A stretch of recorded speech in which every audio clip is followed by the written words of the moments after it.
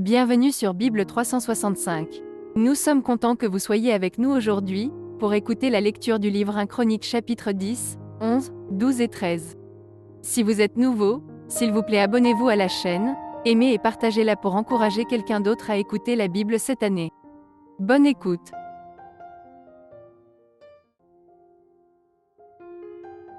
1 Chroniques, chapitre 10. Les Philistins livrèrent bataille à Israël, et les hommes d'Israël prirent la fuite devant les Philistins et tombèrent morts sur la montagne de Gilboa. Les Philistins poursuivirent Saül et ses fils, et tuèrent Jonathan, Abinadab et Malkishua, fils de Saül. L'effort du combat porta sur Saül. Les archers l'atteignirent et le blessèrent. Saül dit alors à celui qui portait ses armes, « Tire ton épée, et transpercement, de peur que ces incirconcis ne viennent me faire subir leurs outrages. » Celui qui portait ses armes ne voulut pas, car il était saisi de crainte. Et Saül prit son épée et se jeta dessus. Celui qui portait les armes de Saül, le voyant mort, se jeta aussi sur son épée et mourut. Ainsi périrent Saül et ses 3 fils, et toute sa maison périt en même temps. Tous ceux d'Israël qui étaient dans la vallée, ayant vu qu'on avait fui et que Saül et ses fils étaient morts, abandonnèrent leur ville pour prendre aussi la fuite. Et les Philistins allèrent s'y établir. Le lendemain, les Philistins vinrent pour dépouiller les morts, et ils trouvèrent Saül et ses fils tombés sur la montagne de Gilboa. Ils le dépouillèrent et emportèrent sa tête et ses armes. Puis ils firent annoncer ces bonnes nouvelles par tout le pays des Philistins à leurs idoles et au peuple. Ils mirent les armes de Saül dans la maison de leur Dieu, et ils attachèrent son crâne dans le temple de Dagon. Tout Jabès en Galaad ayant appris tout ce que les Philistins avaient fait à Saül, tous les hommes vaillants se levèrent, prirent le corps de Saül et ceux de ses fils, et les transportèrent à Jabès. Ils enterrèrent leurs os sous le térébinthe, à Jabès, et ils jeûnèrent 7 jours. Saül mourut, parce qu'il se rendit coupable d'infidélité envers l'Éternel, dont il n'observa point la parole, et parce qu'il interrogea et consulta ceux qui évoquent les morts. Il ne consulta point l'Éternel. Alors l'Éternel le fit mourir, et transféra la royauté à David, fils d'Isaïe. 1 Chroniques, chapitre 11. Tout Israël s'assembla auprès de David à Hébron, en disant, « Voici, nous sommes tes os et ta chair. Autrefois déjà, même lorsque Saül était roi, c'était toi qui conduisais et qui ramenais Israël. L'Éternel, ton Dieu, t'a dit, « Tu paîtras mon peuple d'Israël, et tu seras le chef de mon peuple d'Israël. » Ainsi tous les anciens d'Israël vinrent auprès du roi à Hébron, et David fit alliance avec eux à Hébron, devant l'Éternel. Ils oignirent David pour roi sur Israël, selon la parole de l'Éternel, prononcée par Samuel. David marcha avec tout Israël sur Jérusalem, qui est Jébus. Là étaient les Jébusiens, habitants du pays.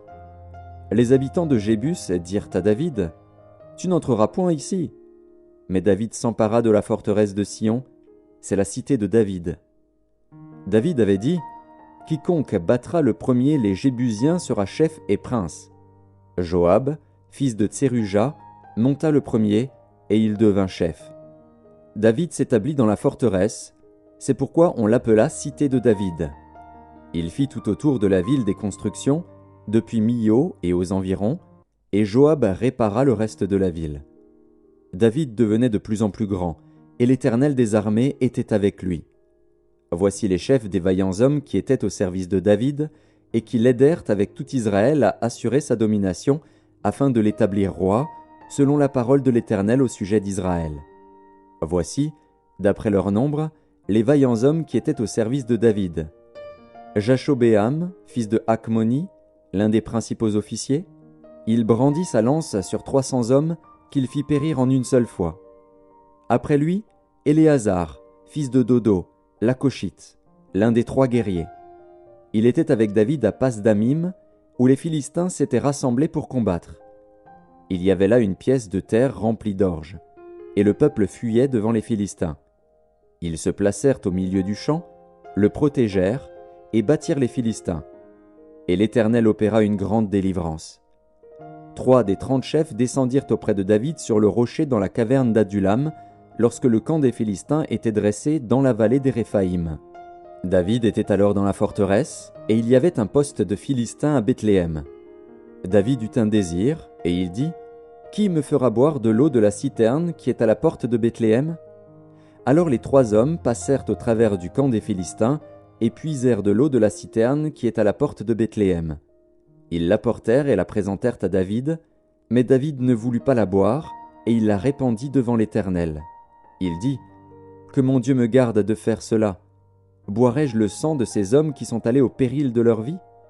Car c'est au péril de leur vie qu'ils l'ont apportée. » Et il ne voulut pas la boire. Voilà ce que firent ces 3 vaillants hommes. Abishai, frère de Joab, était le chef des 3. Il brandit sa lance sur 300 hommes et les tua, et il eut du renom parmi les 3. Il était le plus considéré des 3 de la seconde série, et il fut leur chef. Mais il n'égala pas les 3 premiers. Benaja, fils de Jéhojada, fils d'un homme de Capstil, rempli de valeur et célèbre par ses exploits. Il frappa les 2 lions de Moab. Il descendit au milieu d'une citerne, où il frappa un lion, un jour de neige. Il frappa un Égyptien d'une stature de 5 coudées et ayant à la main une lance comme une ensouple de tisserand. Il descendit contre lui avec un bâton, arracha la lance de la main de l'Égyptien et s'en servit pour le tuer. Voilà ce que fit Benaja, fils de Jéhojada. Et il eut du renom parmi les 3 vaillants hommes. Il était le plus considéré des 30, mais il n'égala pas les 3 premiers. David l'admit dans son conseil secret.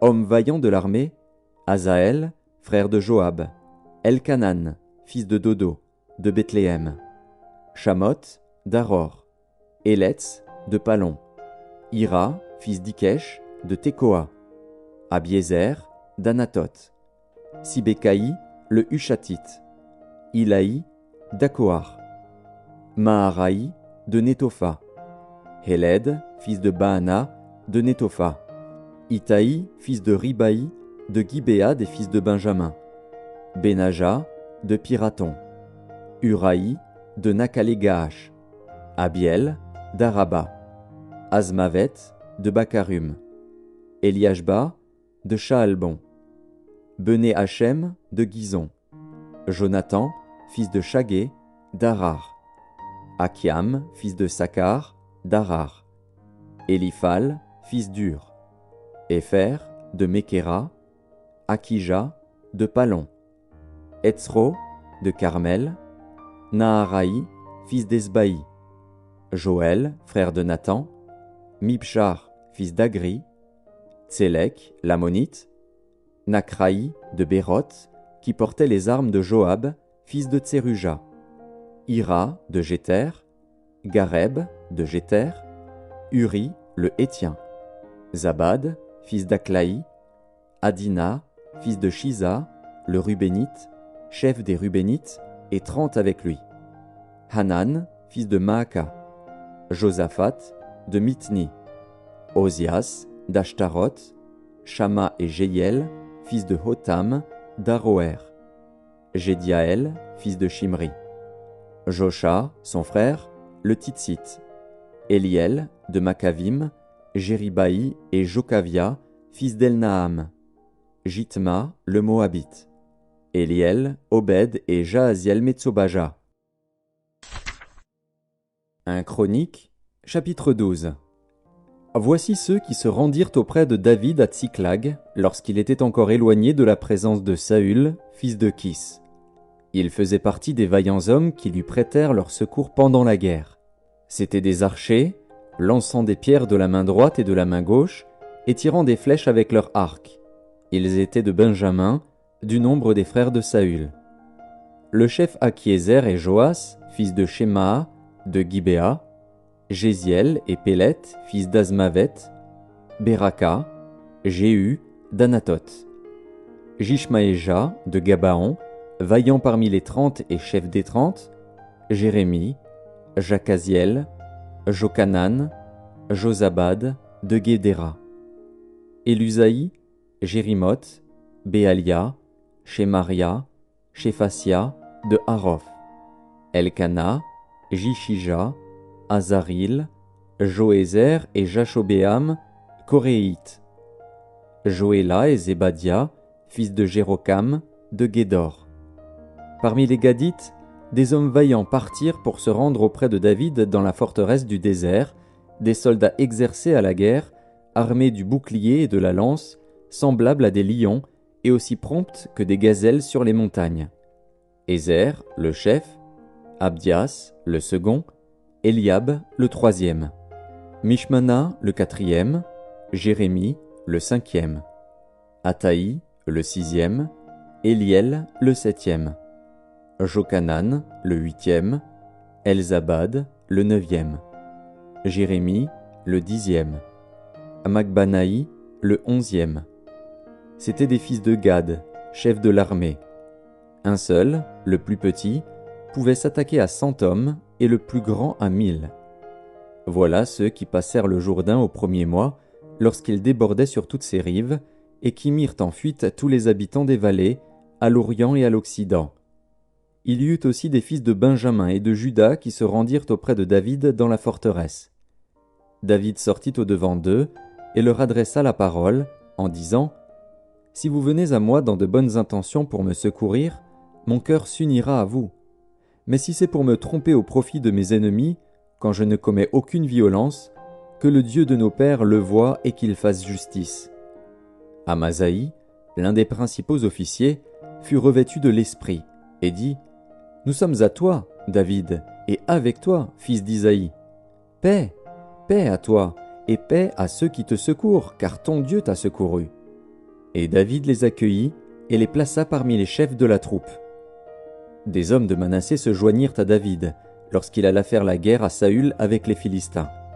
Mais ils ne furent pas en aide aux Philistins, car, après s'être consultés, les princes des Philistins renvoyèrent David en disant : « Il passerait du côté de son maître Saül, au péril de nos têtes. » Quand il retourna à Tsiklag, voici ceux de Manassé qui se joignirent à lui : Adnak, Josabad, Jédiaël, Mikaël, Josabad, Élihu et Tsiltaï, chefs des milliers de Manassé.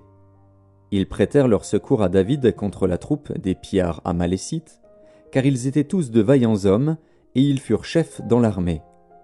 Et de jour en jour des gens arrivaient auprès de David pour le secourir, jusqu'à ce qu'il eût un grand camp, comme un camp de Dieu.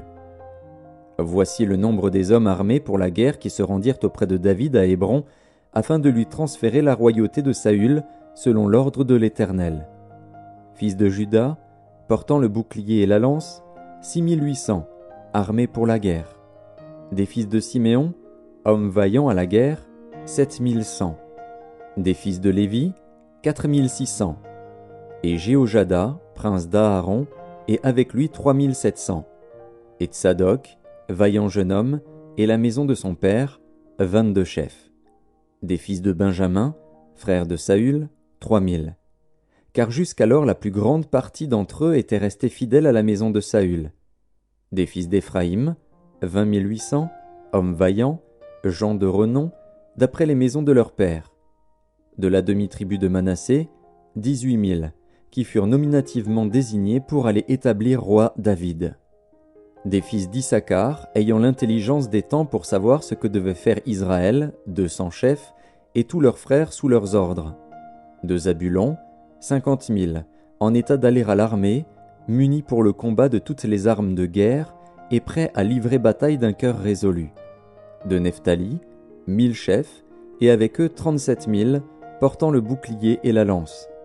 Des Danites, armés pour la guerre, 28 600. D'Azer, en état d'aller à l'armée et prêts à combattre, 40 000. Et de l'autre côté du Jourdain, des Rubénites, des Gadites et de la demi-tribu de Manassé, avec toutes les armes de guerre, 120 000. Tous ces hommes, gens de guerre, prêts à combattre, arrivèrent à Hébron en sincérité de cœur pour établir David roi sur tout Israël. Et tout le reste d'Israël était également unanime pour faire régner David. Ils furent là 3 jours avec David, mangeant et buvant, car leurs frères leur avaient préparé des vivres.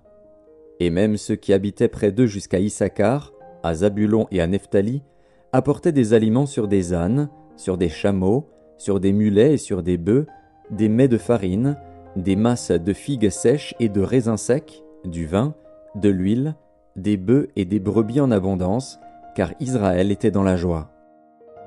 1 Chroniques, chapitre 13. David tint conseil avec les chefs de milliers et de centaines, avec tous les princes. Et David dit à toute l'assemblée d'Israël, « Si vous le trouvez bon, et si cela vient de l'Éternel, notre Dieu, envoyons de tous côtés vers nos frères qui restent dans toutes les contrées d'Israël, et aussi vers les sacrificateurs et les Lévites dans les villes où sont leurs banlieues, afin qu'ils se réunissent à nous, et ramenons auprès de nous l'arche de notre Dieu, car nous ne nous en sommes pas occupés du temps de Saül. » Toute l'assemblée décida de faire ainsi, car la chose parut convenable à tout le peuple. David assembla tout Israël depuis le Shishor d'Égypte jusqu'à l'entrée de Hamath, pour faire venir de Kirjat-Jéarim l'arche de Dieu. Et David, avec tout Israël, monta à Baala, à Kirjat-Jéarim, qui est à Juda, pour faire monter de là l'arche de Dieu, devant laquelle est invoqué le nom de l'Éternel qui réside entre les chérubins. Ils mirent sur un char neuf l'arche de Dieu, qu'ils emportèrent de la maison d'Abinadab. Uza et Agjo conduisaient le char. David et tout Israël dansaient devant Dieu de toute leur force, en chantant et en jouant des harpes, des luths, des tambourins, des cymbales et des trompettes.